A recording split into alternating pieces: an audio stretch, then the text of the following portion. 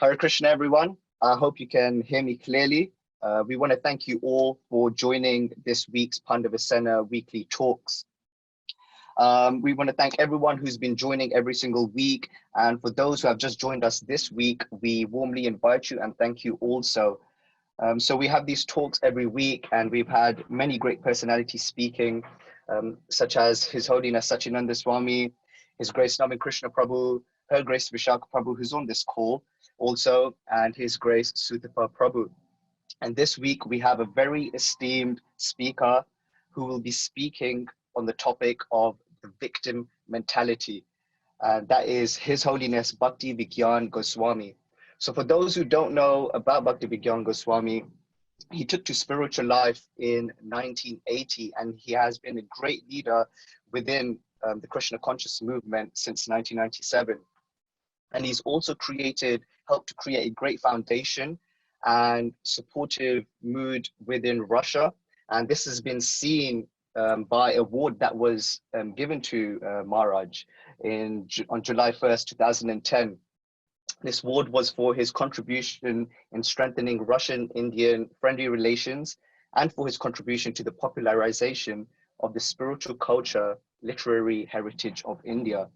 So we all hope you really take this opportunity to absorb Maharaj's great knowledge and advice for us today.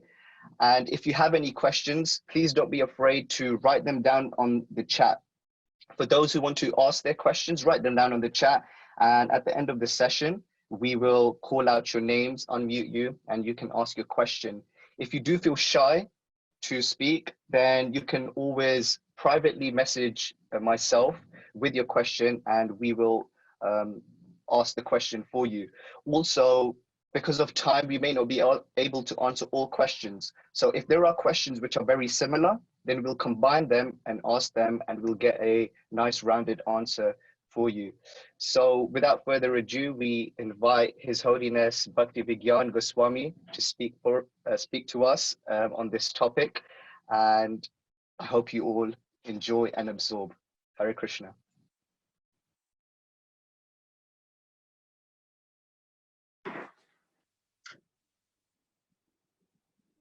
Hare Krishna. I'm very happy to meet with you in this virtual space on Zoom during this time of coronavirus. And I think it's a very appropriate topic which was given to me by the organizers of this program, victim mentality. First of all, because it's very prominent in general in human society. Second of all, because it's very prominent specifically in this day and age. Because everyone is trying to blame somebody else for his problems or failures. And there's always somebody to be blamed. It could be the government, it could be other people, it could be spiritual organization like ISKCON. There's one more advantage for all the ISKCON members. They can blame their spiritual masters. It's also a great opportunity, which is unique for us. It's very much common to blame others. And in this little talk, I want to examine this propensity and the roots of this propensity, and moreover, the consequences, very ferocious consequences of this very natural human propensity to blame others for his faults, for his failures, for his problems, for his pains and sufferings.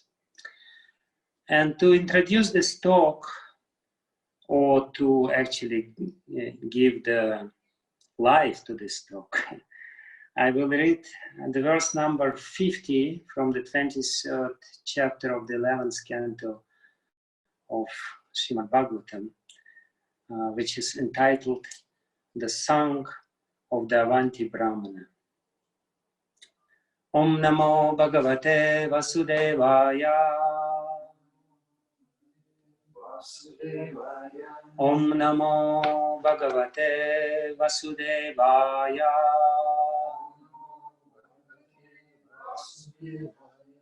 Om Namo Bhagavate Vasudevaya.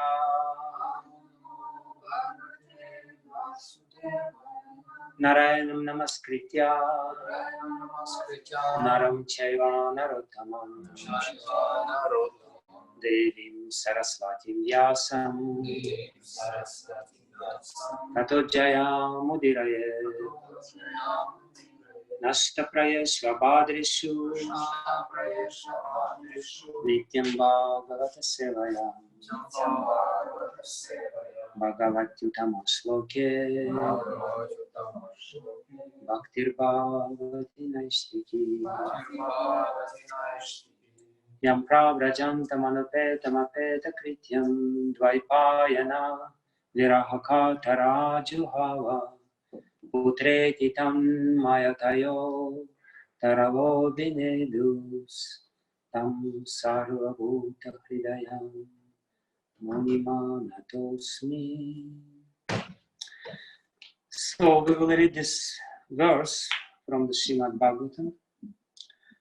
Janastu hetu sukha dukkhayos chet kim atmanas chatra hi bhaumayostat jihvam kvachit sandasati swadadbhis tat vedanayam katamaya kupyet. Translation. If you say that these people who are the cause, are the cause of my happiness and distress, then where is the place of the soul in such conception? This happiness and distress pertain not to the soul, but to the interactions of material bodies. If someone bites his tongue with his own teeth, at whom he can become angry in this suffering. Purport. All the bodily pleasure and pain are felt by the soul. One must tolerate such duality, understanding it to be a creation of one's own material mind. If one accidentally bites his own tongue or lip, he cannot become angry and pull out his own teeth. Similarly, all living beings are individual parts and parcels of God and thus non-different from each other. All of them are meant to serve the Supreme Lord in spiritual equality. If the living beings give up their master's service and instead quarrel among themselves, they will be forced to suffer by the laws of nature. If the conditioned souls establish artificial relationship of affection based on the material body and having nothing to do with God, then time itself will destroy their relationship and they will be subjected to further sufferings. But if the individual living entity understand each other to be of the same family and having connection with the Supreme Lord, their mutual friendship will develop. Thus, one should not exhibit anger that will be harmful to oneself and others. Although the Brahmana was receiving kind offerings of charity from some people and being harassed and beaten by others, he denied that these people were the ultimate cause of his happiness and distress, for he was fixed on the platform of self-realization beyond the material body and mind. Srila Prabhupada ki jai. Janastu hetu sukha dukkhayos chet kim atmanas chatra ibhaumayos tat jihvam kvachit sandasati swadadbhis tat Vedanayam katamaya kupyat. If you say that these people are the cause of my happiness and distress, then where is the place of the soul in such conception? This happiness and distress pertain not to the soul, but to the interactions of material bodies. If someone bites his tongue with his own teeth, at whom he can become angry in his sufferings. So this very beautiful and instructive chapter of the 11th canto of Srimad Bhagavatam starts from a very important question asked by Uddhava, or rather from a very radical statement made by Lord Krishna himself.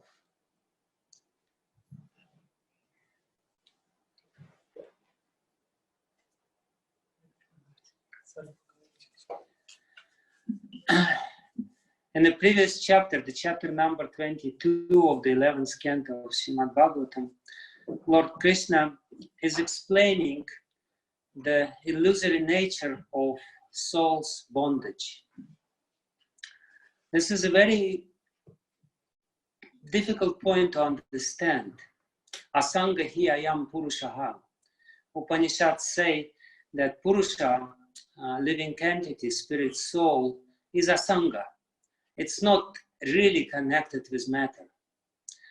It's not has really anything to do. It doesn't have anything to do with matter, with material body. And nevertheless, we see how strong is our attachment to matter, how strong is our attachment to body, how strong is our attachment to our material relationship, and how difficult it is to get free. And therefore, it's very difficult point to understand, because the point is being here that we're already free. We're not really connected. And all the connections which we feel and which we experience practically on a every minute basis is illusion. So how to understand this illusion, which is so much real and so much prominent in our consciousness? And therefore, Lord Krishna, in explaining this philosophy to Uddhava, goes into the great land by trying, giving different examples to facilitate our understanding. How the soul is not really connected with the body, but still, nevertheless, is somewhat connected with the body, and what is the nature of this connection. Lord Krishna gives a very important and beautiful example. He says that the emotions which the soul experiences, and the soul does experience emotions. It is said by Krishna in Bhagavad Gita that Bhaktritva, the experiencing capacity, is within the soul. The Kartritva, the agency, the ability to act, is within the material nature. But the Bhaktritva, the experiential capacity, the capacity to experience different emotions, is within the soul. So how is it if the activity is being done by something, and how we experience something which we are not really doing? So Lord Krishna gives a very beautiful example. He says that in a similar way as on the stage, when we see some performance of the stage and somebody is beautiful, is singing very beautifully or dancing very beautifully, then the audience, becoming more and more involved into this performance, starts experiencing the same emotions. And we all know, you know, people are sitting there in their armchairs, but at the same time their legs are dancing and they start, you know, moving from to in the rhythm of the music, and basically they're dancing inside. So the being sucked in this performance, and they experience the same thing which is being experienced, or even sometimes stronger, according to the rasa theory. According to the rasa theory, the rasa can only be experienced by the spectator, not by the performer. At least some theorists of rasa are of this opinion, that performance of the play, they cannot experience emotion to the fullest extent. It's only available to the spectators, to the witnesses of these emotions. So Lord Krishna gives this example, and this example is supposed to understand as the nature of our experience. We, the soul, are witnessing all the emotions produced in the mind, all the different waves of emotions, very powerful energy of emotions. And emotions are nothing but energy in motion. The English word emotion is coming from the Latin word emovere, from the Latin root emovere, which means to move. So emotion is the very strong dynamic force within our mind, and we all know, if we are moved by some emotion, if it's a strong emotion, be it the emotion of anger or emotion of fear or emotion of lust or emotion of, I don't know what else, grief, we become completely subdued by this emotion, overwhelmed by this emotion. We cannot actually do anything, help anything to overcome this emotion. It's such a strong force which carries away our consciousness. Our whole consciousness is completely sucked in this emotion. So Lord Krishna gives this example to give us some understanding that the soul, being the witness within the mind, the soul is witnessing what is going on in the mind, on the stage of the mind, and identifies with this very beautiful performance. As much as the spectator of the performance is identifying easily. It's called in the rasa theory sadarnikaran, when we become identical with what is going on the stage. And we all know, we all have experience, if we see the cinema, some shadows and colors are produced on the white screen, and they're moving in the white screen. But somehow or other, we are sitting there and we are experiencing very strong forces inside, reflected emotions from the screen, fear or anger or love or something else. So this is exactly the situation of the soul, and but Lord Krishna does not stop there. He gives actually a series of other similes to explain what is going on exactly when we identify with this body and with these emotions and with this mind, and why it is a vicious circle, why it is so difficult to break free from these shackles of the identification with the body. We all know that, I may be sitting there in the cinema, but when it becomes too much, I just, get up and walk out. Or I just eat my popcorn and become relaxed. It's somewhat easy to distance oneself from what is going on the screen or on the stage. But when it comes to the stage of the mind, it's much more difficult. Sometimes we would like to walk out, but it's not possible. We're just sitting there completely, chained to this armchair of our identification. And we cannot help but to see the whole horror movie till the end, which is not always a happy end. On the contrary, it's always an unhappy end. We die and we witness our own death and we become horrified. How it is possible that I'm dying? It's not possible. And, the whole drama evolves or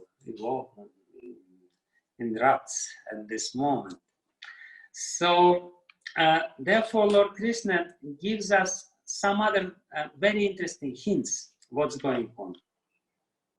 And it's very important to understand immediately after this verse number 53, where he explains, gives this simile, he gives three similes in the next two verses, 54 and 55 of 22nd chapter. And he says, I will not read Sanskrit because I believe there is not many people who understand it anyway. So he says, the soul's material life, his experience of sense gratification is actually false or descendant of Dasharha. Just like trees' appearance of quivering when the trees are reflected in agitated water, or like the earth's appearance of spinning due to one's spinning his eyes around, or like the world of fantasy or dream. When Krishna gives 4 examples in a row, there must be some very important message behind these examples.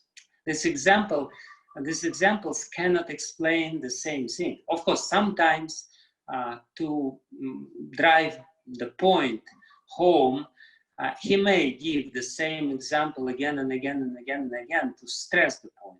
But it's not the case in this particular story which we're reading with you. This first example which I gave and explained already of identification with the play of the mind is a general example. But the 3 other examples in the next 2 verses are explaining different aspects of our false identity. Our false identity or identification with the body, mind, and our emotions, which are there in the mind. They're basically, it's called false ego, but false ego has 3 very important aspects. These 3 important aspects of false ego I explained in the 3rd canto of Srimad Bhagavatam by Lord Kapiladev in his explanation of Sankhya philosophy, where he says that false ego has 3 aspects, which is kartritva, karanatva, and karyatva. Kartritva, karanatvam, and karyatvam. Kartritva is one aspect of false ego, false identity. I'm the doer. And yeah, I will explain a little later what it means in more details. I'm the doer of my activities. I'm, the achiever of success in this life. I'm either, basically, there are 2 aspects of this. Either I'm a sufferer or I'm an enjoyer.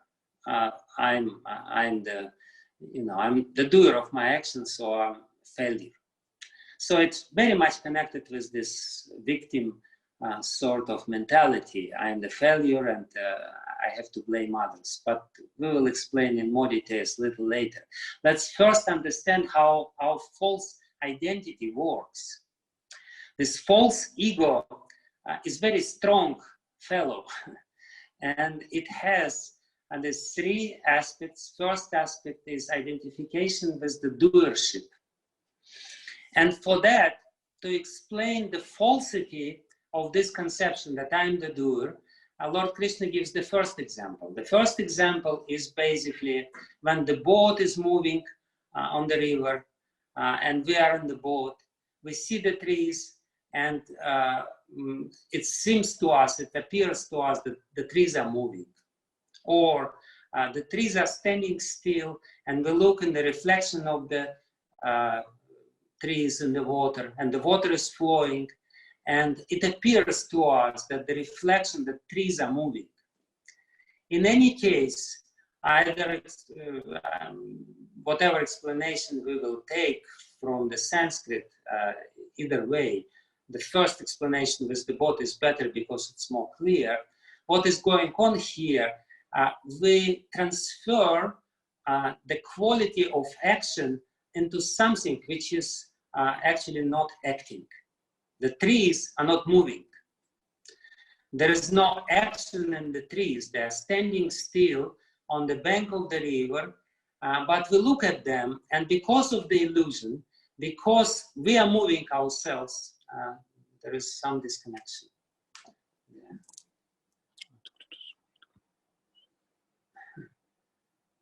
Okay. Because of this illusion, because we are moving, but we are looking at something which is not moving. It seems like that this is what is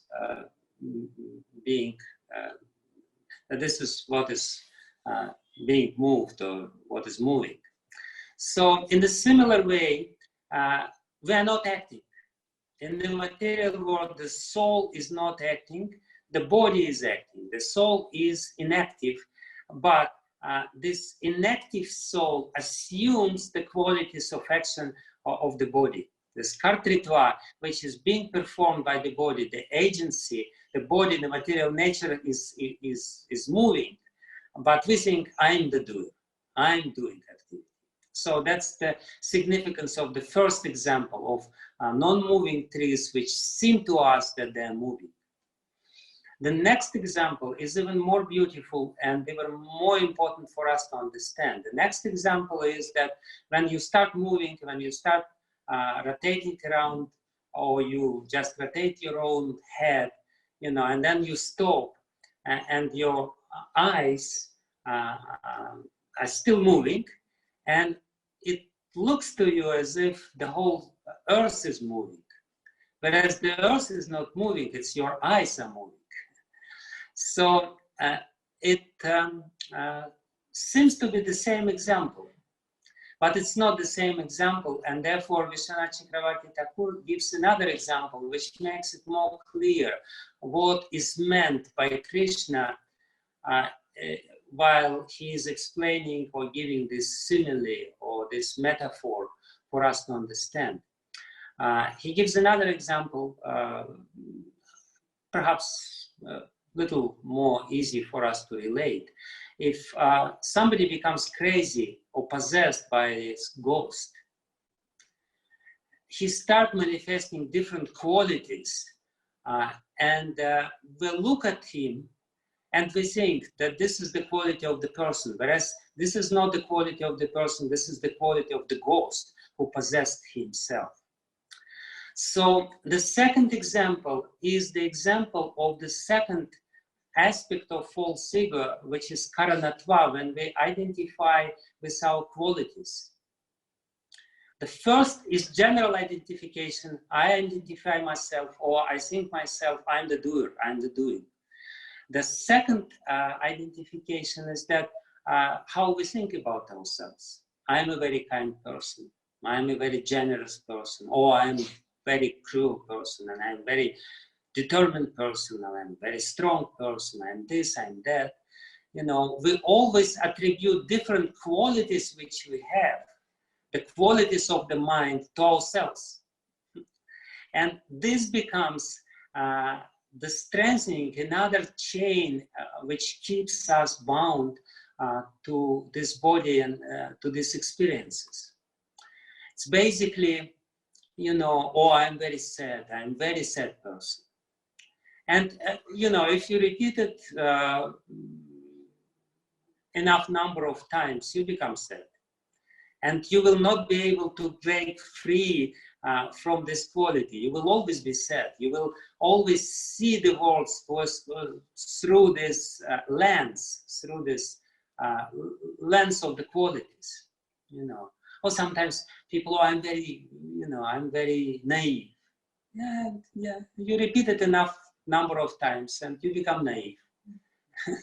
Yeah. It's basically a game which we are playing with ourselves, and therefore Krishna gives the second example about the eyes rolling. The rolling is the quality of the eyes, and it's not by chance that Krishna gives this example with the eyes. Basically, we see the whole world through the eyes of our qualities, which are not our qualities. We are pure spirit soul. Everyone is kind, but everyone is beautiful. Everyone is absolutely amazing. But because we have this strong identification with the mental qualities which we acquired during our sojourn into this material world, we become that. I become greedy or angry person, or whatever person, sad person, or joyful person, enthusiastic. I'm very enthusiastic, and I'm always playing this role of being enthusiastic. I'm bubbling with enthusiasm. But this is illusion. Too much identification with this doesn't help, because it just becomes really the eyes through which we see the world, and we see the whole world through these eyes. And as much as the person who is rotating around himself see that the whole world is moving, and in the same way we see the same qualities in other people, and we relate to these other qualities, and we basically reinforce by seeing or interacting with the world through these qualities or through this mind. We're reinforcing our false ego. As much as interacting with the world through this quality of kartritva, I'm the doer, I'm achiever, I'm this, and I will achieve success, or I'm victim. I'm very nice, look at me. Everyone is just so bad and mistreating me, and look at me, just look at me, just love me. So there's two ways of how we want to attract attention of other people, either being the hero and achiever, or being the victim. The second one is easier, therefore it's more common. To achieve something, you really have to work hard. To be victim, you don't have to do anything. You just have to always point out, see how beautifully I am suffering, see how unjustly I was treated, see how bad other people are, see how I'm suffering, just see at me, see at me. So this is another aspect of false ego.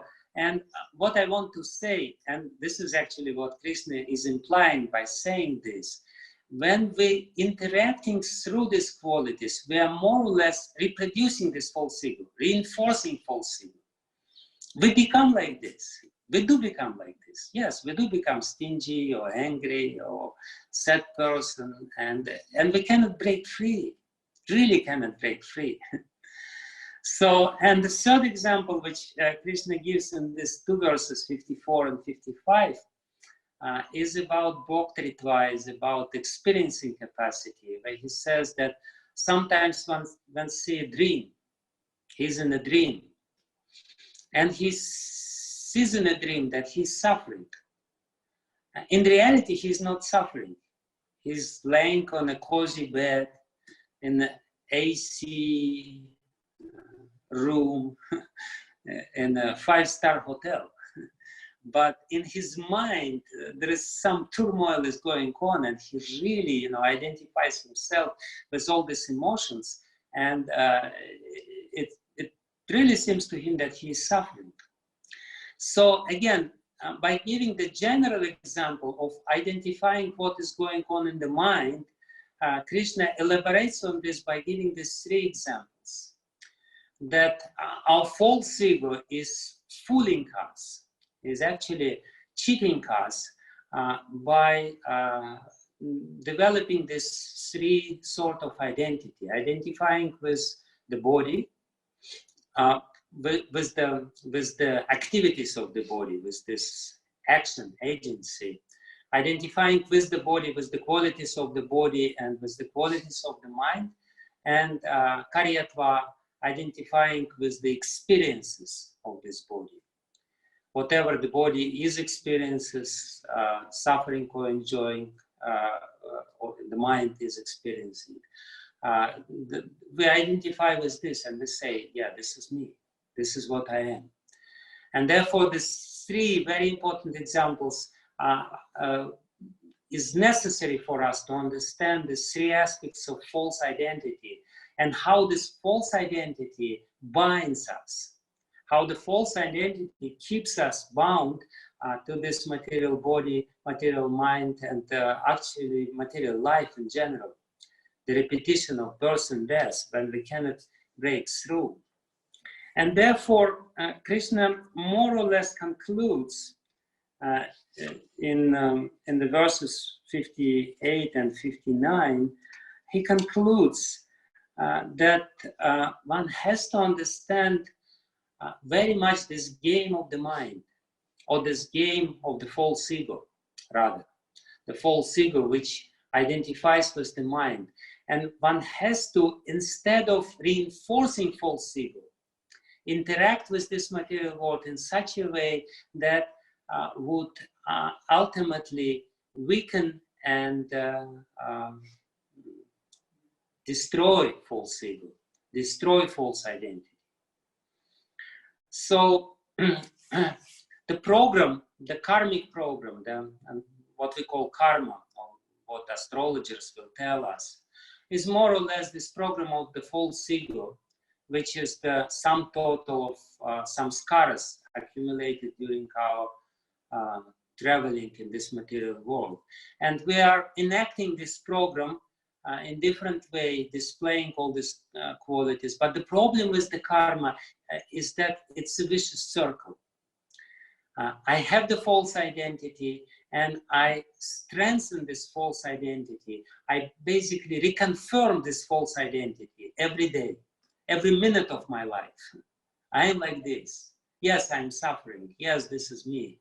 So Krishna says there is only one way to break free from this vicious circle, is to start behaving or interacting with the material world, with the people in the material world, and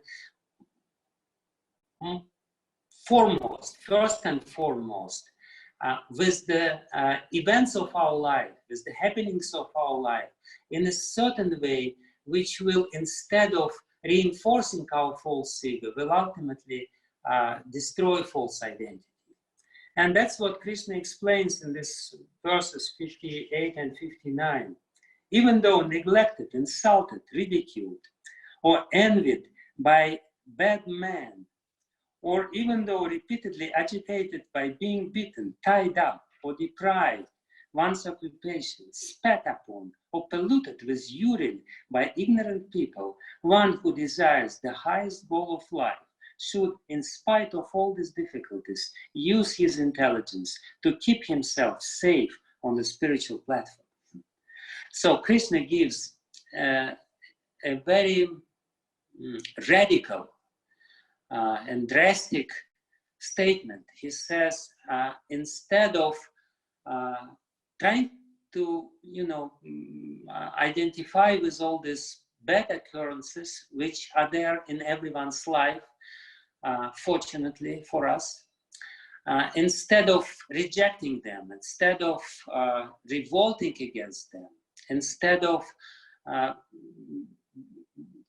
basically revolting against God, we should embrace them, we should welcome them. And we should use them as an opportunity to keep ourselves on a spiritual platform. I'm saying this, and at the same time, I'm very afraid in my mind. What if this happens with me? Krishna goes to such an extent, he says, if somebody urinates on you, you should tolerate it. It's very difficult for us to tolerate if somebody spits at us. It's very difficult to tolerate for us if somebody says something bad about us. It's so difficult for us to tolerate if we hear that somebody dared to say something bad about us 3 years back. What to speak about doing this at the moment.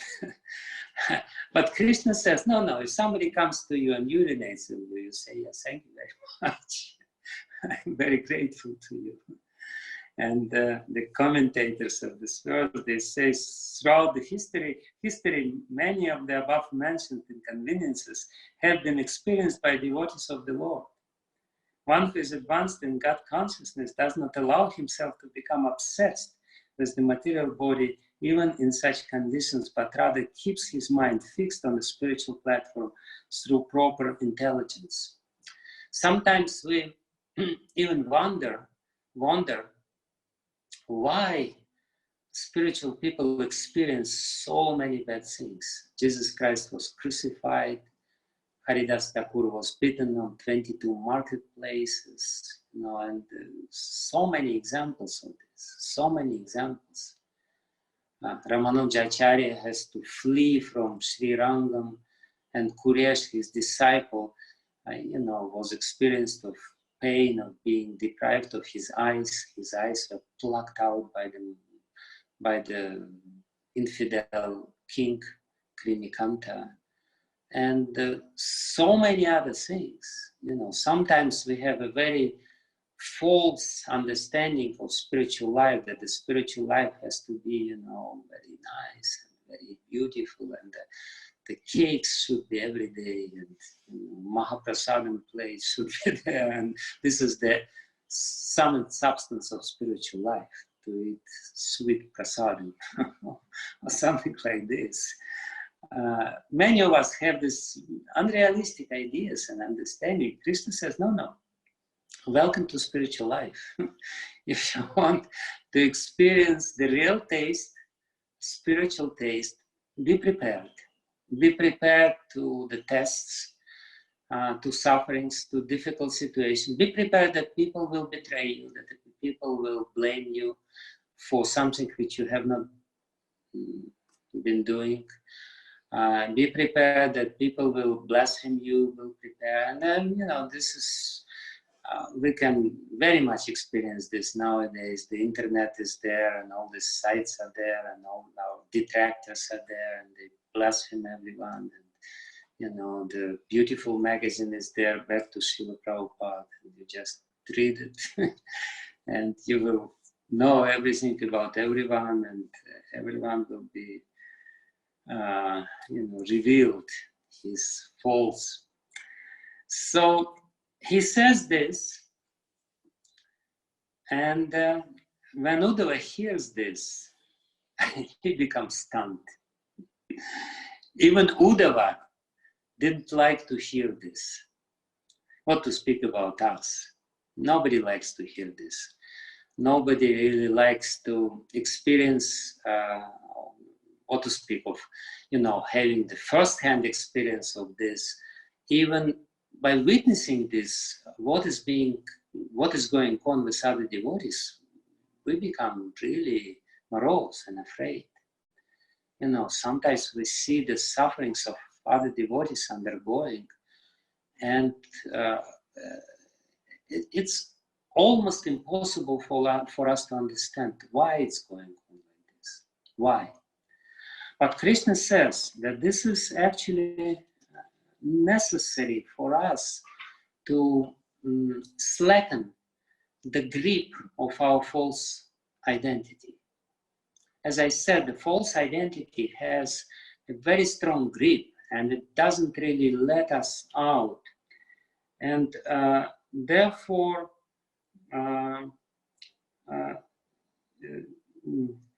Lord Krishna says, Atmanatmanam udharet. One has to free oneself from the mind by the mind.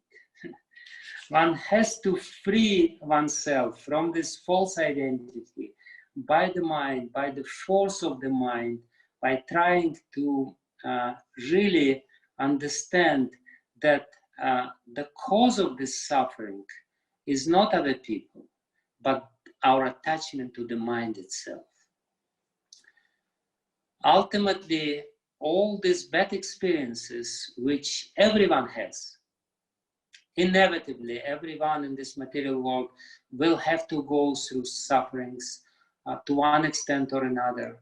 It doesn't have to be drastic, but ultimately, we do experience a lot of pain, a lot of suffering, mental suffering, agonies, relationship problems, all this kind of stuff, this pandemic things and everything else.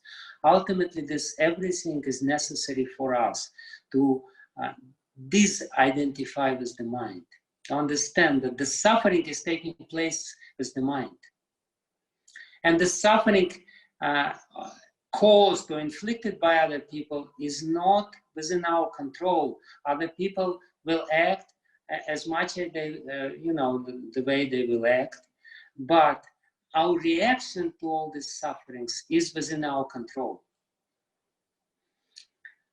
So and for that, Lord Krishna, by answering the Uddhava's question, how is that possible? How is that possible? Please tell me, how is that possible to go through this? Uddhava says, so best of all speakers, please explain to me how I may properly understand this.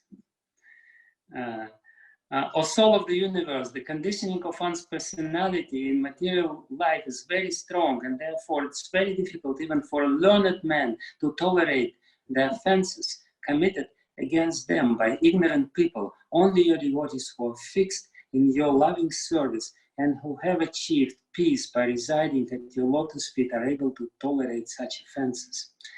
And Krishna, listening to what Uddhava says, he says, no, you're wrong, Uddhava.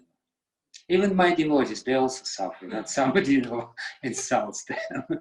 He says, no, there is no exception to this rule. If somebody insults, Krishna gives in the next chapter, by beginning, before telling the story of Avanti Brahmana, Krishna says that, the sharp words are more difficult to tolerate than the sharp arrows. Because sharp arrows, when they pierce your heart, they inflict pain, but this pain is short-lived. It may be there for 1-2 days, 1-2 months, but the pain inflicted by the sharp words, insulting words of other people, will be there for years. The agony, the mental agony, can be there for years.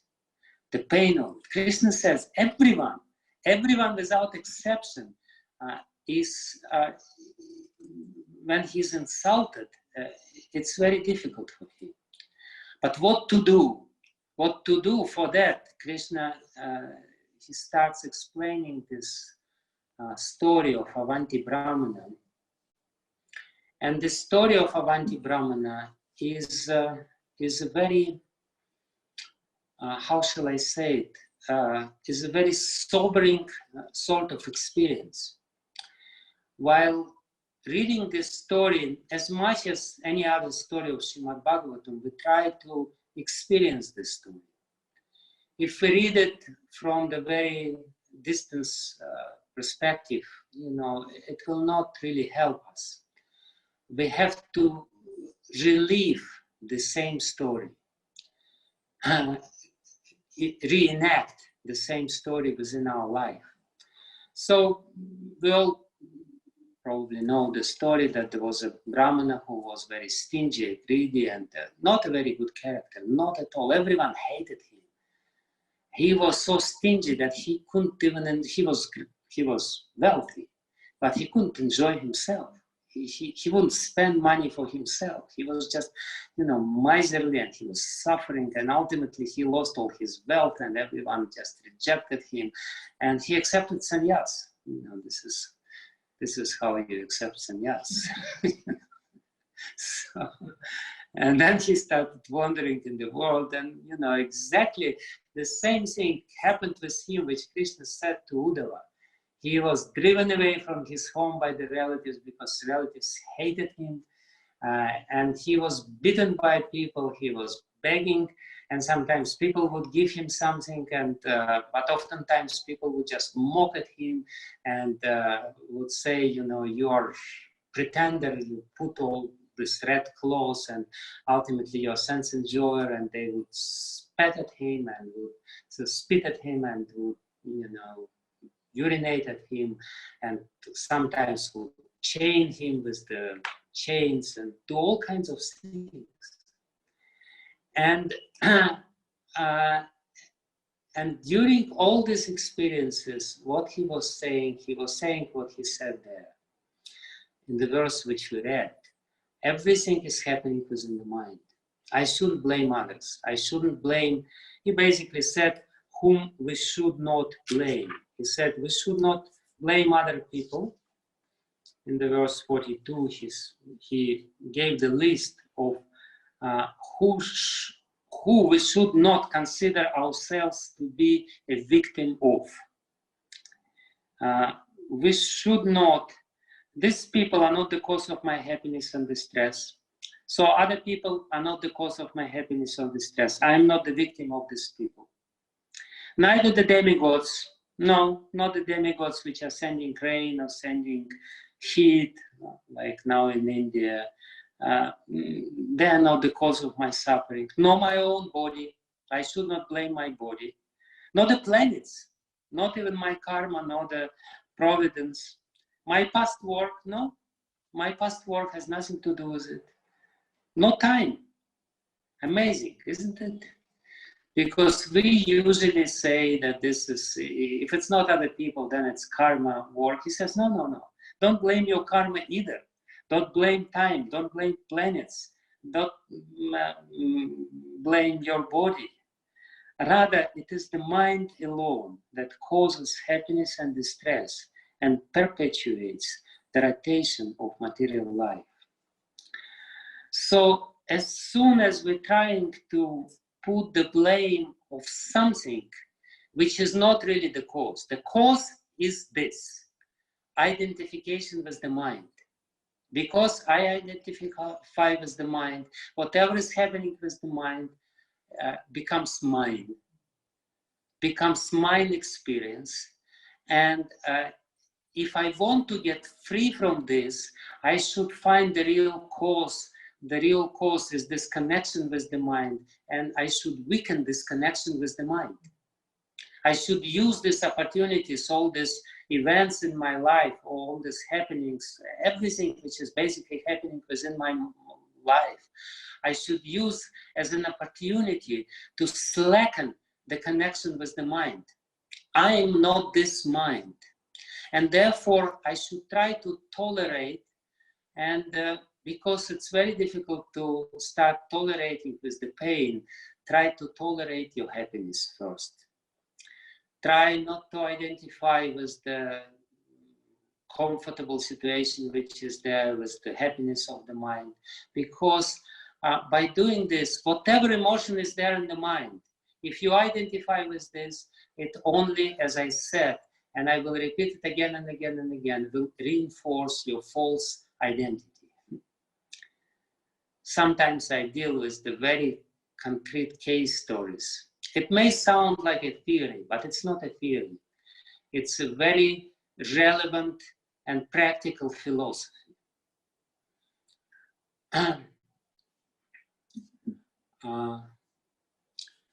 Sometimes we can, I have to deal with my own problems, of course, with the events which are taking place within my mind, and it's difficult to tolerate. But luckily I have the advantage of watching from outside of what is happening in the minds of other people. And I can say with all assurance that what is happening in my mind is nothing in comparison with what is happening in the minds of other people.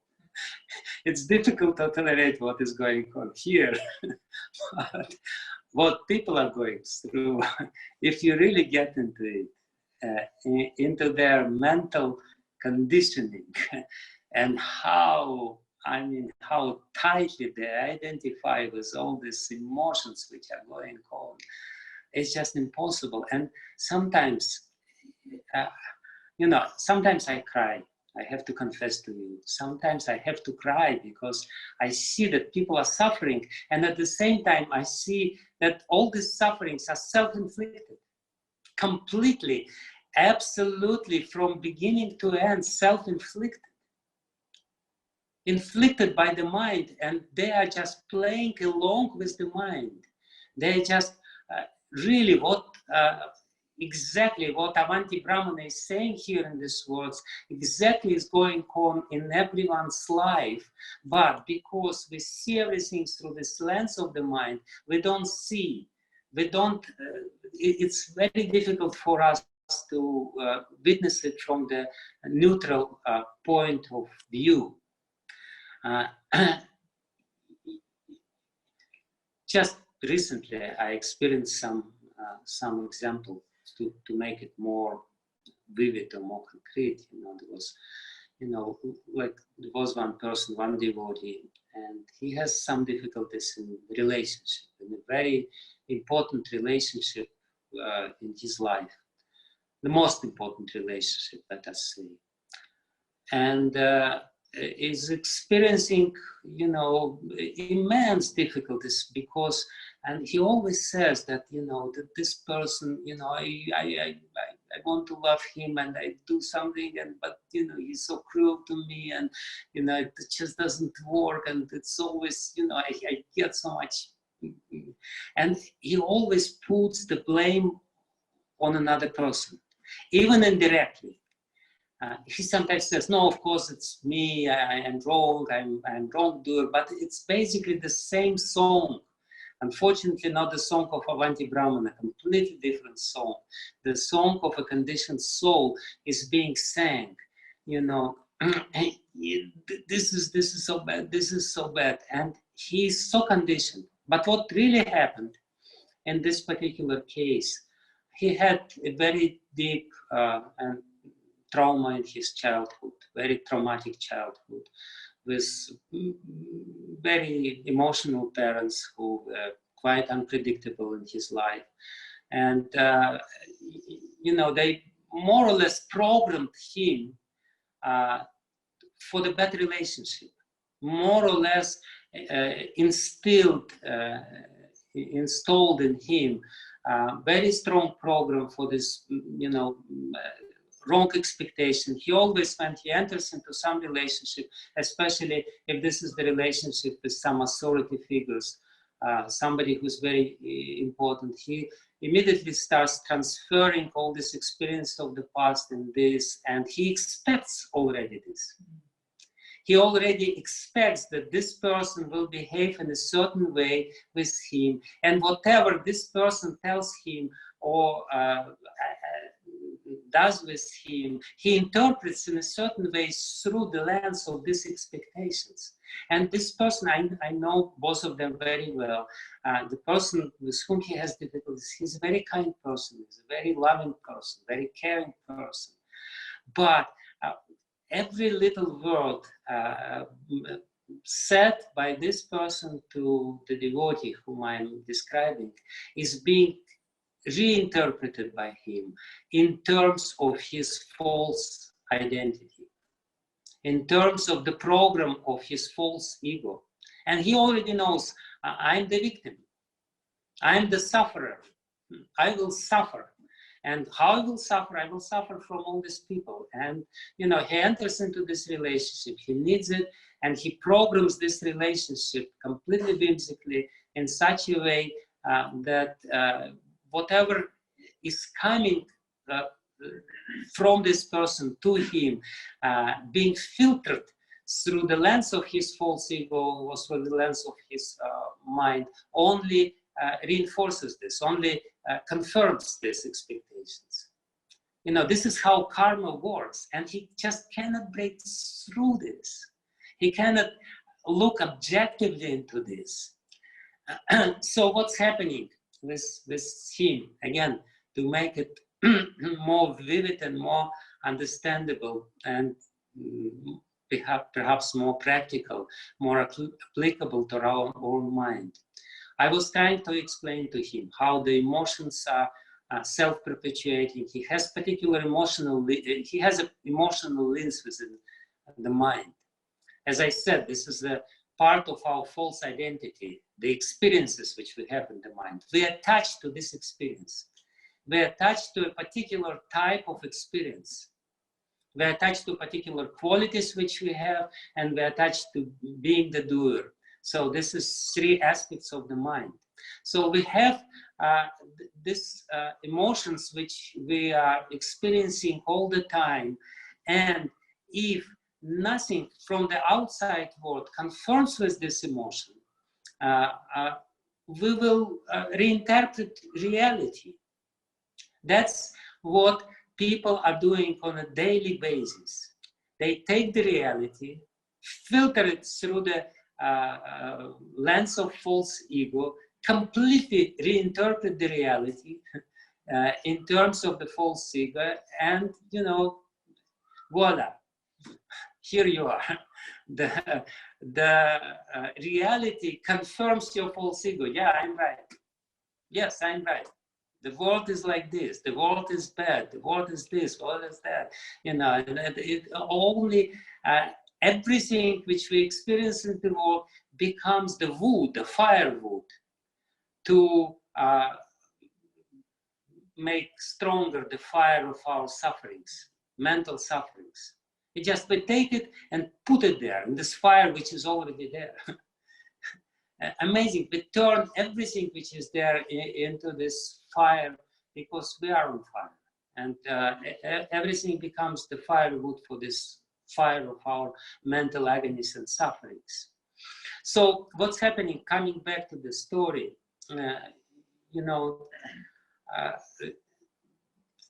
for some time I was trying to kind of mediate and try to understand, and because the person is very intelligent, this devotee is very intelligent and introspective, and he was trying to understand what's going on, and he was, to a certain extent was understanding, and there was very nice and productive meeting, and few very productive meetings or steps towards this authority figure in his life. Actually, it's his spiritual master, as I said.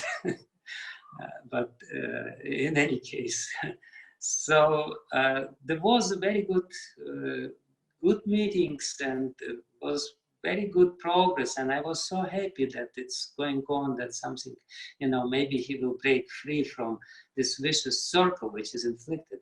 But as soon as this was finished, and again they distanced, the mind started working. The mind again started his song. Oh yeah, no, that cannot be, no. And the mind started picking up different words in these meetings, which he didn't even notice. Oh, he said this. Oh, he said this. Oh, that means this and this. And within just a few days, very short period of time, the whole result of this seemingly successful re-establishing relationship, binding, rebinding meeting, was completely smashed by the mind. Everything was eradicated, and one again becomes the sufferer. The same emotions came back, and with the new force started raging there, and and basically, in one sense, this person, again, he's a very nice person. He doesn't blame others. He says, "Oh, I'm so bad. I'm so bad. I'm bad. I'm useless. I'm hopeless. Absolutely hopeless. No hope in this life. Maybe next life, or maybe in 2 lives, or in 3 lives. Maybe if my parents will be better. Maybe this, maybe that." Nothing will happen. Even if your parents are the best parents in the world, even if you're born to Nanda and Yashoda, of course it will not happen, but still you will have this victim mentality within yourself. You will find some problems in this relationship as well. It may be difficult to imagine, but the mind is extremely capable of doing impossible possible. You can do it, no problem. The mind is like this. If we take it seriously, and this victim mentality is there, because when we are identifying with the mind, we basically, as I said, being the victim is the best way to attract sympathy. When we're a little child, today I experienced this. I will confess to you, because to get rid of some bad things, you have to confess to everyone. Today, monkey attacked me. The monkey, from bat jumped on me and scratched my stomach. And it was not so bad. There was some little blood was there, but not so bad. But I really noticed how I thought, oh my goodness, I'm a victim. I have to show it to everyone else. They have to see how I suffer. They have to really, say that, express sympathy as much as the child. The child, he uses all these so-called sufferings. Even if there is no suffering, he invents sufferings just to attract attention. And the same thing is going on with the mind. The same game with the mind, within the mind is going on, this victim mentality. And then we blame others, and we find enough reasons, serious enough reasons. What happens in this case, when we have this very strong connection with the mind, when the mind is conditioned in such a way, then the intelligence becomes the slave of the mind. The intelligence starts working for the mind. The mind has this perception. Like I said, if somebody is a very fearful person, and there is absolutely no reasons in the environment to fear, the intelligence will find the reasons. Because the intelligence, being the slave of the mind, will invent something.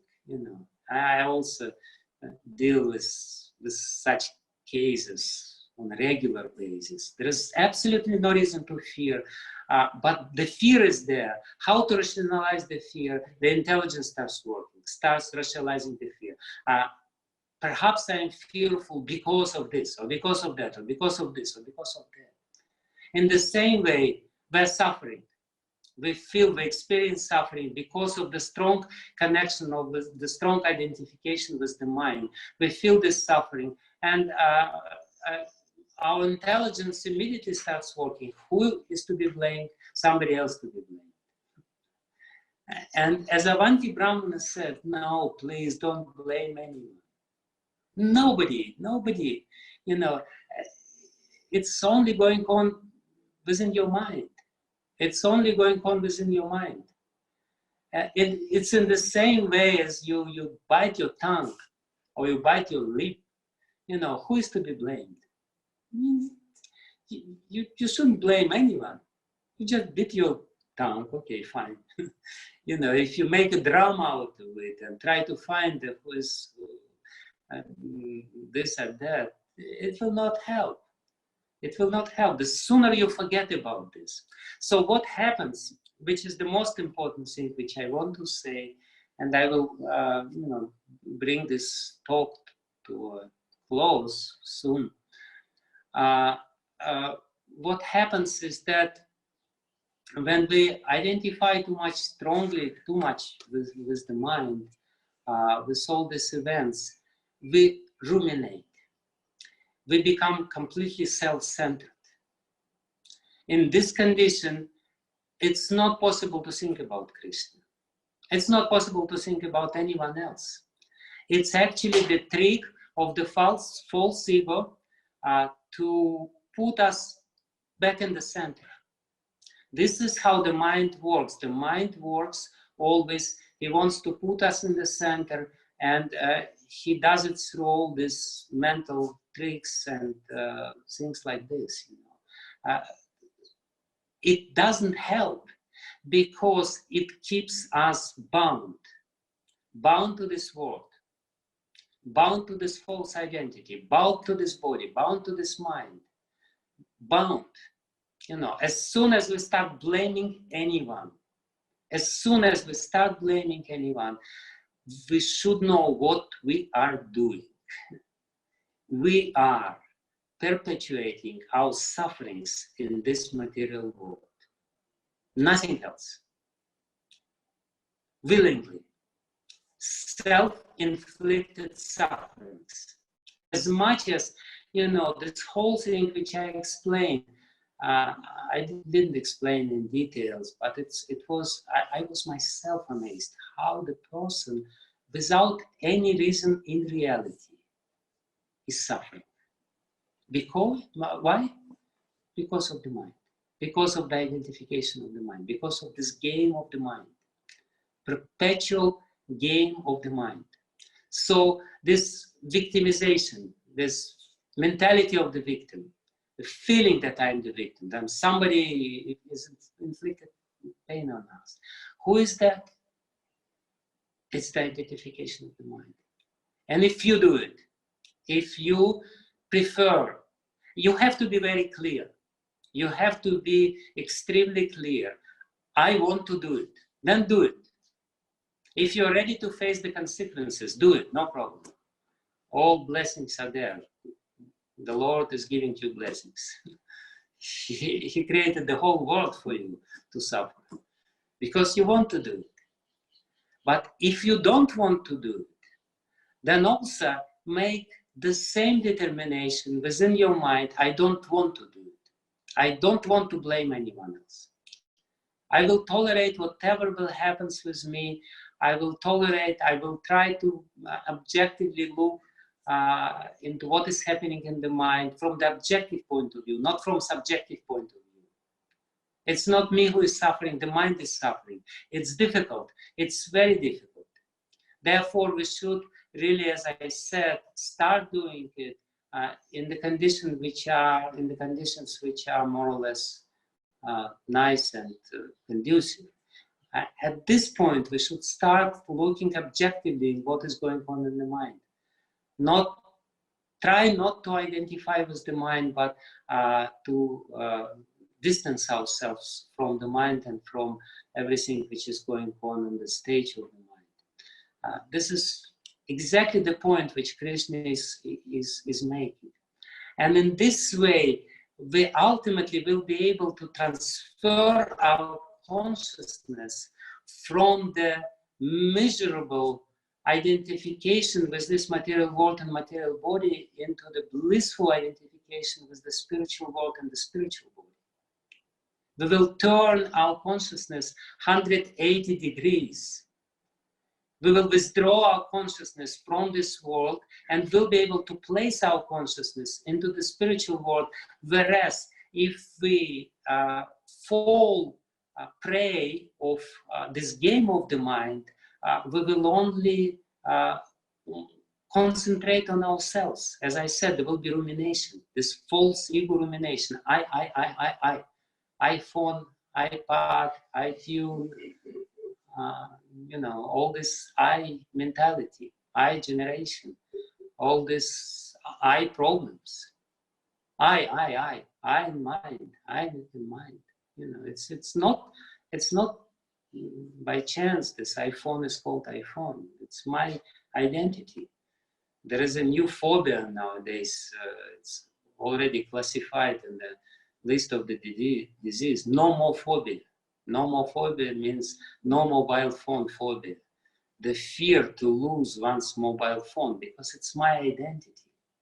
And in the same way as we attach to the mobile phone and all happenings in the Facebook and all this kind of stuff, in the same way we're attached to our mind. And the more we attach, the more we suffer. So that's the most important thing, we have to be really clear what I want.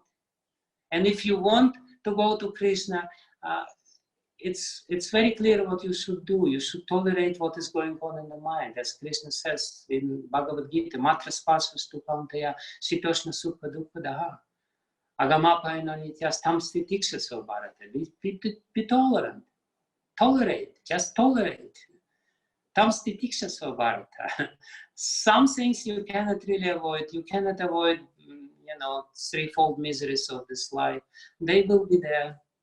Very mercifully, Krishna placed all these threefold miseries. You will suffer from your body. You will suffer from the agonies of your mind. You will suffer from other people. You will suffer from natural calamities, from coronavirus and all other stuff. It will take place. It will happen. But everything which we experience in our life is just a golden opportunity to train our tolerance, to train this quality. Trinadapi sunchina taroriva sahishnuna. Sahishnuna, it's this word sahishnuna is coming from sahasa. Sahasa means ability to tolerate, or the strength of the mind. Actually, the strength of the mind, if the mind is really strong, means healthy. It means, we will be able to tolerate. Of course, we are not talking about the mind. We are talking about the soul, the ability of the soul to distance itself from this. So the last thing which I want to say, because it's already late, I actually didn't ask the organizers for how long I'm supposed to talk, but I don't want to go too much longer. So the last thing which I wanted to say is the benefit of this way of action. If we really try to train ourselves, train to tolerate what is happening with the mind, and train ourselves to distance from the abilities of the mind, then, as I said, the cloud of false ego will become thinner and thinner and thinner. It's actually explained by Lord Kapila. What is false ego? False ego, ahankar, it's the creation of tamagun. It's a very tamasic creature. It's dark, it's very non-transparent, and it's applied on the transparent and sattvic chitta, which has beautiful qualities. So, and Prabhupada explains actually in the 3rd canto and 26th chapter, where Krishna defines all these things, the false ego and these 3 aspects of false ego, and chitta, 3 aspects of chitta. Srila Prabhupada explains, especially when Lord Kapila is talking about chitta, he says the more one identify with the material world, with the material body, with the material mind, the thicker the cloud of ahankar becomes, and the more implicated one becomes into this material world, into the sufferings of the material world. So what will happen as a reward of this course of activities, when we act in such a way then to slacken our identification with the mind, as to slacken our false identity, our ahankar, the transparent nature of our consciousness will become more and more prominent. We will experience the real nature of the consciousness, Chitta Darpana Marjanam. The chitta, even though it's a material element, and in this material world we will have to somehow or other be connected with this, but if we are connected with transparent chitta, the less thick cloud, ignorant cloud of ahankara is there, the more real qualities of chitta we will experience, and these qualities of chitta are 3-fold. And they are explained again by Lord Kapila in this 26th chapter of the 3rd canto. The first quality is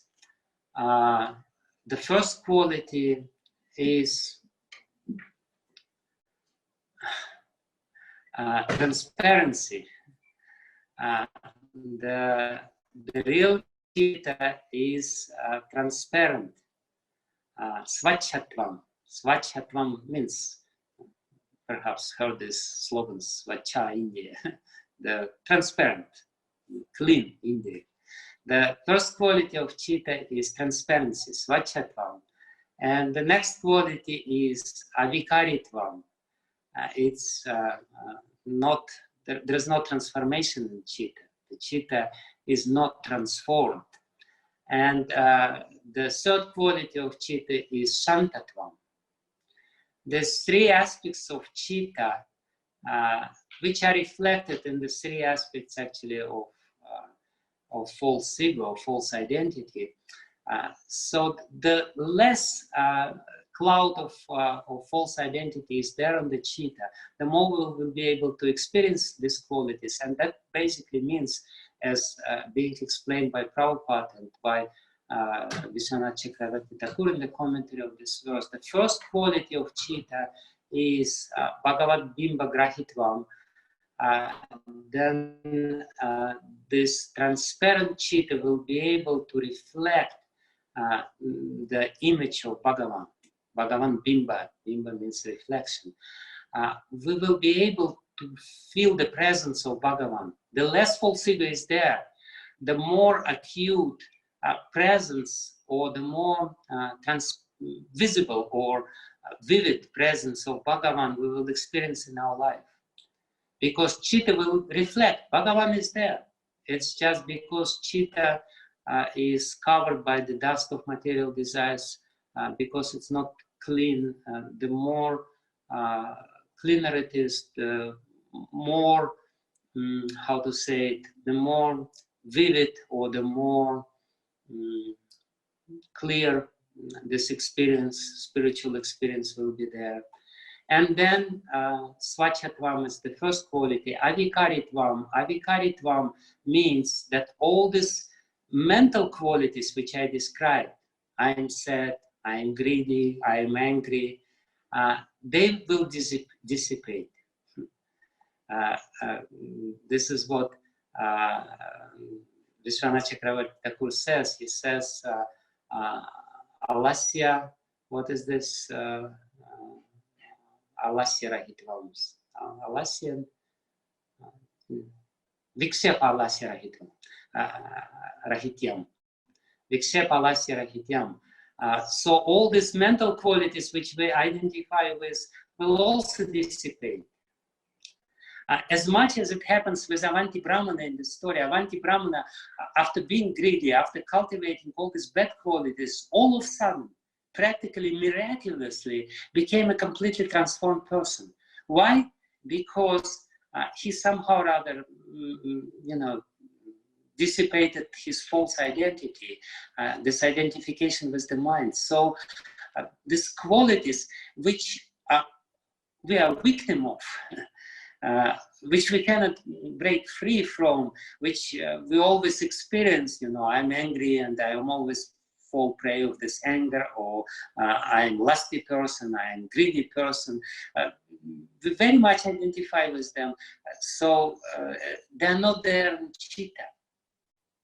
They're in false ego, in this false connection. When this connection becomes slackened, then we will not be forced to conform with these mental qualities which are there. And the next quality of chitta, natural quality of chitta, which is there when it's not, how to say it, when it's not contaminated by the false ego. The next quality, the third quality is Shantatvam. Shantatvam means Ragadi Rahityam.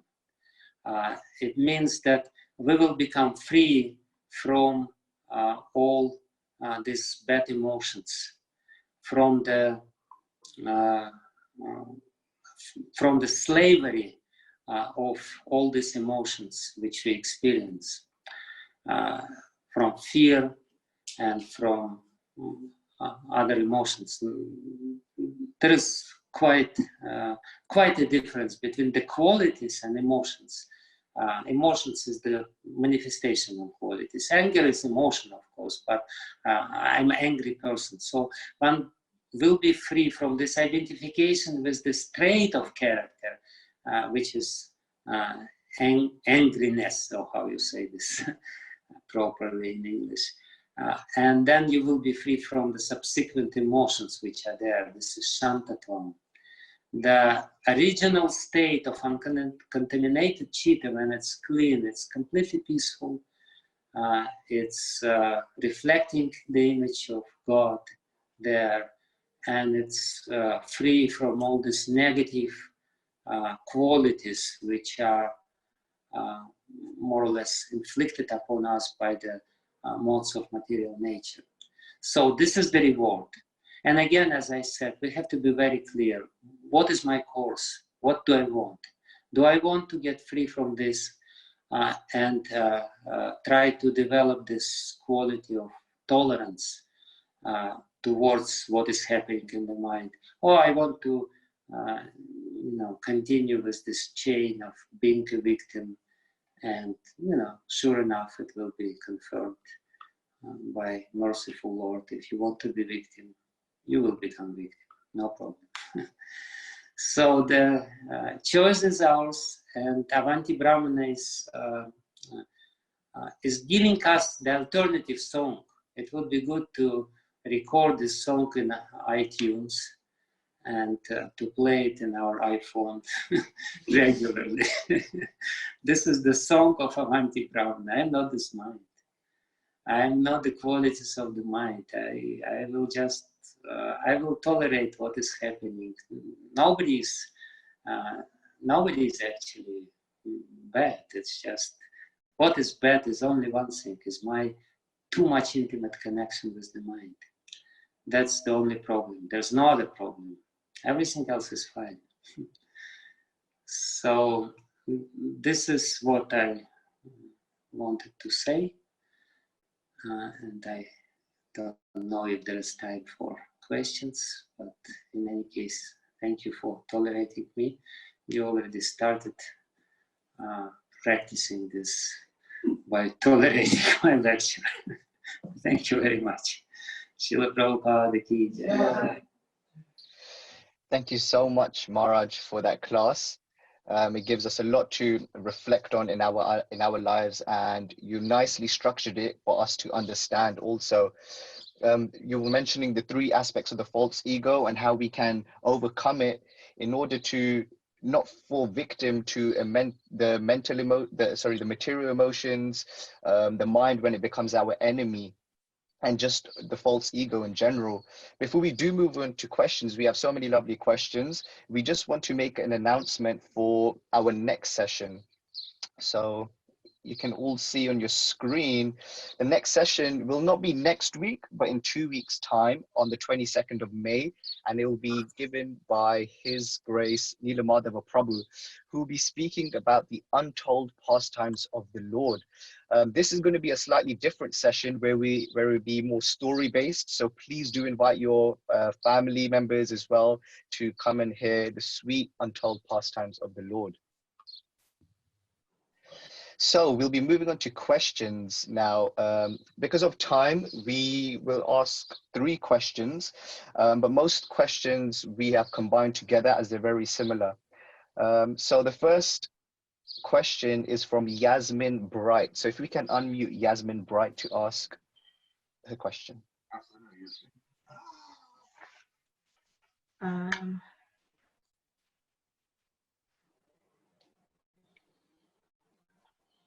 Hare Krishna. I wanted to ask. Hare Krishna.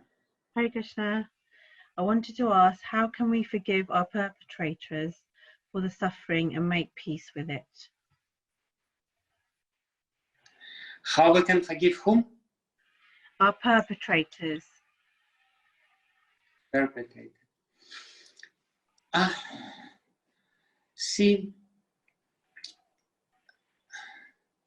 we have to understand that if we want to be free, we have to forgive.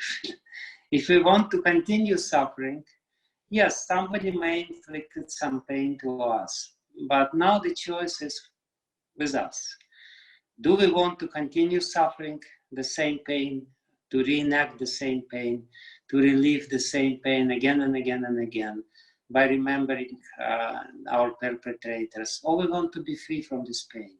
If you want to be free from this pain, it's possible. So why it is so difficult, I will tell a few words, first of all, for those people who find it extremely difficult. It's natural for the mind to ruminate on the bad experiences. The mind is created in such a way that we are more easily ruminating over the bad things than on the good things. Whatever bad is there, the mind is more likely to return to it and to again and again, make the same movie. And we see it again and again and again. So in one sense, it's a natural tendency of the mind. It will be there, no problem. But if we want to take the control of our life, we have to understand that by keeping grudge within our heart, we're only inflicting pain to ourselves. Somebody gave a very nice simile. He says that to keep the offense, to keep this bad feelings, the pain of other, sufferings which somebody else perpetrator did to us, it's the same as if we have the burning coals in our hands. And we are working with these burning coals, awaiting the opportunity to throw these burning coals into his face. But in the meantime, we are working ourselves with these burning coals. And who is suffering? We are suffering more. It's not a fact that we will be able even to throw these coals, but they're there.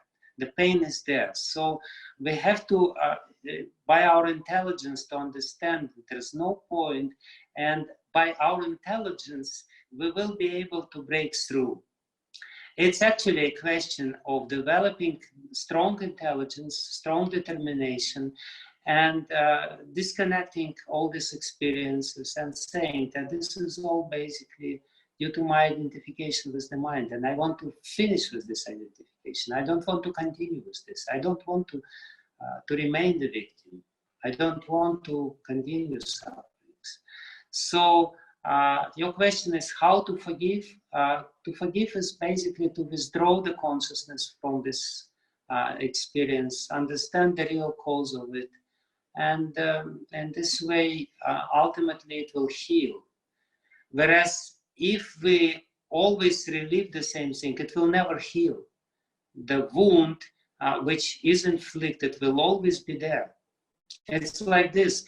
If we have some little wound and some, blood is coming out, and when it becomes, it starts healing. And when it's healing, it's itching, right?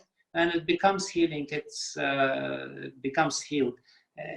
It starts itching. So as soon as it's itching, we scratch it again. And here you are, the blood is oozing again. So the same way we do this, we do with us. The pain becomes less and we start scratching it. No, I cannot do this. Let it be there. Because it becomes our self-identity. That's the problem. The pain created by somebody else. I'm not saying that they are right or wrong or whatever, but the pain becomes the part of our identity, and it's very difficult. And we emotionally invest into this identity very much, and it's very difficult for us to disassociate with this identity. So what we have to say, I am not this. I don't want to identify with this thing. I want to identify, I'm a devotee of Krishna. I want to identify with Radha and Krishna. In 2 weeks, Dinabandhu Prabhu will tell us untold stories of the Lord. I want to identify with this. I want to put my consciousness there. So this is basically what it is. We have to understand that the pain becomes part of our identity, and there's no point. It's really no point. There's no point to keep this false identity. That's it. When we are done with our false identity, we are done with all our pains and problems. So, but I understand it's easier to say than to do. I mean, I give a nice theory. I must admit, I not always practice it in my life. It's difficult, but it's possible. I mean, if the pain is very acute, it's difficult. But when pain becomes little less, it's actually easy to this associated with it. Thank you so much. The next question are combined questions.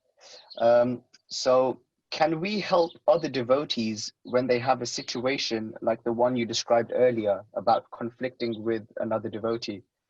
Or because it is due to self-perpetuating emotions in the mind, should we allow them to work things through themselves? And how do we practically weaken this identification with the mind?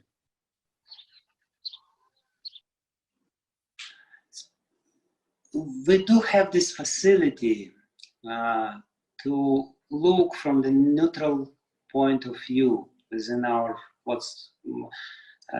onto what is happening within our mind. It's just a question to practice it on a daily basis, to look from this. And actually, Lord Krishna explains this in the 5th chapter of Bhagavad Gita, where he says that someone who controls the mind, he sees what is happening with the body. The body is sleeping, the body is eating, the body is evacuating, the body is walking, but somebody is just absorbing it. This Sakshitva, the position of observer, Srila Sanatana Goswami, he says a very beautiful thing. He says that actually humility means to be an observer. When we are involved very much in what is happening with us, with our life, emotionally involved, invested with this, that's not humility. That's basically false pride, false identity. Humility means to be an observer, to be the neutral observer, to observe from the neutral point of view. So we have this facility. Everyone can do it. Not everyone can do it in a very emotionally surcharged and emotionally strong situation, but in a more or less neutral day-to-day life, we can practice it. And then when the test will come, we will be able to also remain less afflicted by all the sufferings. We will be afflicted to a certain extent, but we will be more firmly fixed on the ground of our real identity. And of course, the daily practice which we do is to chant the holy name. And if we chant the holy name with this position, within this position of being an observer, which basically means Trinada Pisanichinata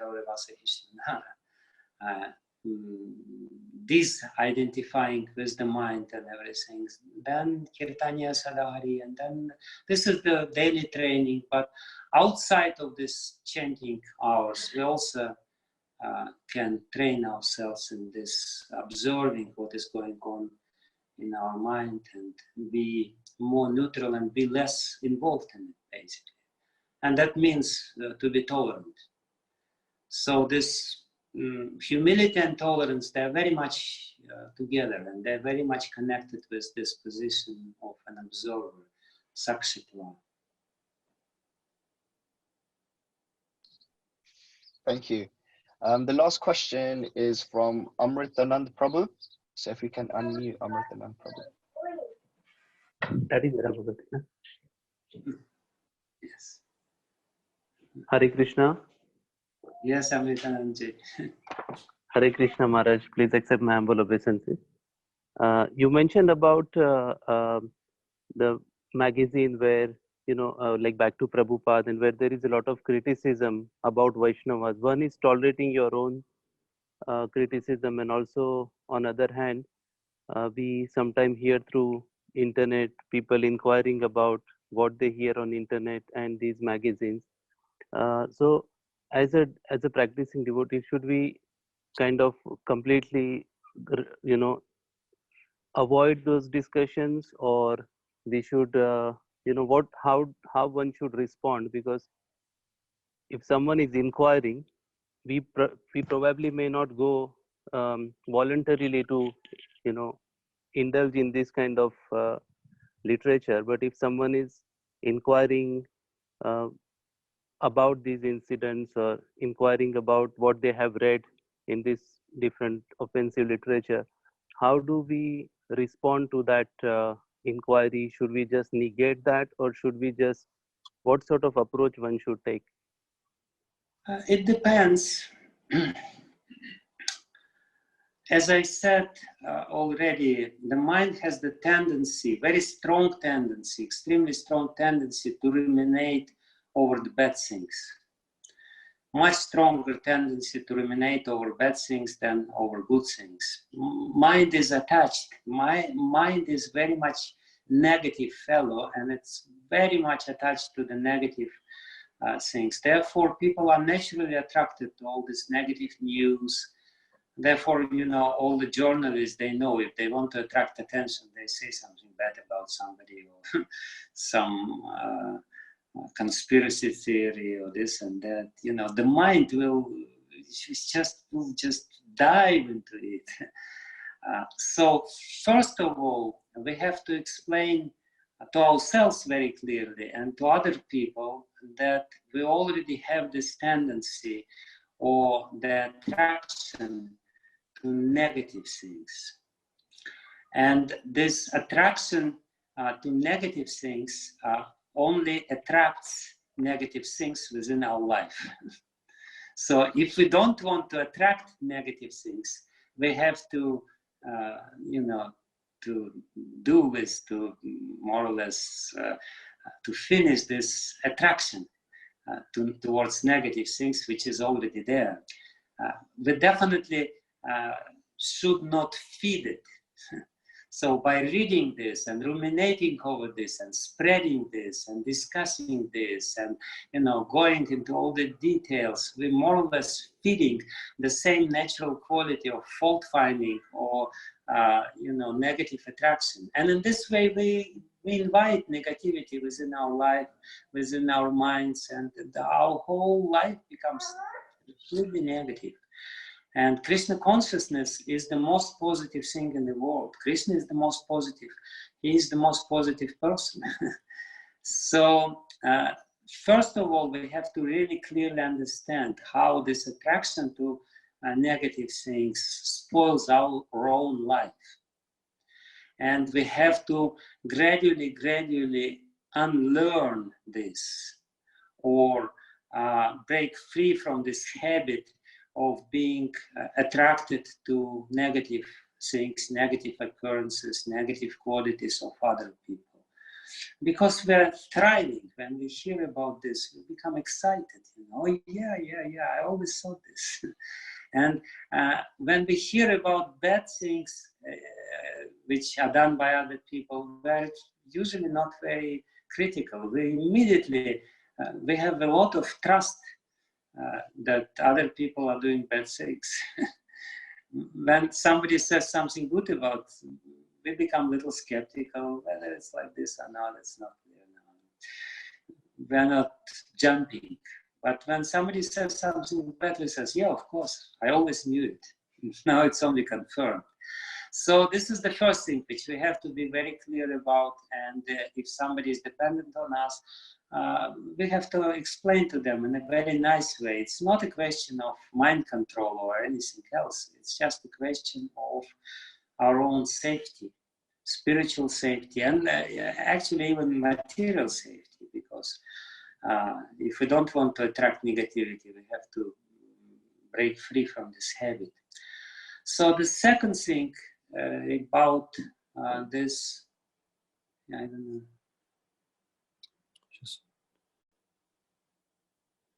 Okay. And the second thing about the concrete events which may be there. Usually people don't say open lies. They say the average percentage of lie within the lie is rather small. Average percentage, of course, it's a joke, but usually it's something like 96% truth and 4% lie. So usually lie is very nicely camouflaged by the truth. It's a little lie, and on the top of it, there is a lot of truth. So this is what is going on in all these magazines and everything. They say something which may be true, but there is a rotten core into this seemingly truthful event or whatever description. And it's sometimes very difficult to discriminate between the lie and the truth. And usually people do, they swallow the pill, and because it's so attractive and so seemingly, correct and according to the truth. But with the pill, they also swallow the poison, which is for example, this theory that Prabhupada was poisoned. There are very intelligent people who believe in it, really believe in it. Why? Because they want to believe in it. So the second thing which we have to understand is that there may be some truth, but it's not the complete truth. When we are talking about somebody else, we really have to understand what was happening in the context of his life. If we take it out of context, we will commit an offense. If we understand the motivations of other people, the problem is that we usually judge other people from the external point of view and never try to go a little deeper into their motivations. So then how to deal with this? If the person is really affected by this, either you have to discover the truth and explain to him the truth, like for example, theory that Prabhupada was poisoned. There is one brave devotee in America, Maheshwar Prabhu, he published recently a book where he, more or less reveals all the fallacies of this theory, all the illogical things or whatever, factual mistakes and everything. So if you can do this, if you can show how within the truthful covering there is some lie there, it's good. If not, just in general, you say, if you have some doubts about certain person, actions of certain person, which are inflicted by this magazine or by your association with somebody, why don't you ask this person in a nice way? I heard this. Please tell me what's going on. Please explain to me. Or you ask somebody who is close to him, who knows him, who can explain this. So, and perhaps you will know something else, and you will know something which will make even, your connection with this person stronger.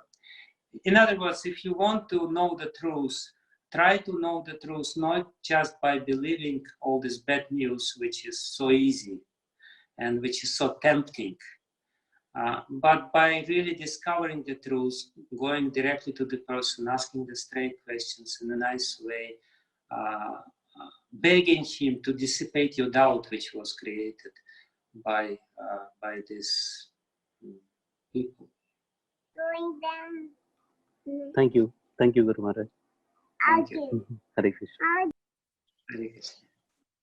Hare Krishna. Thank you so much once again, Maharaj, for this lovely talk, very reflective, and for all of your answers. And we thank everyone who is on the call and who was on the call. Thank you so much.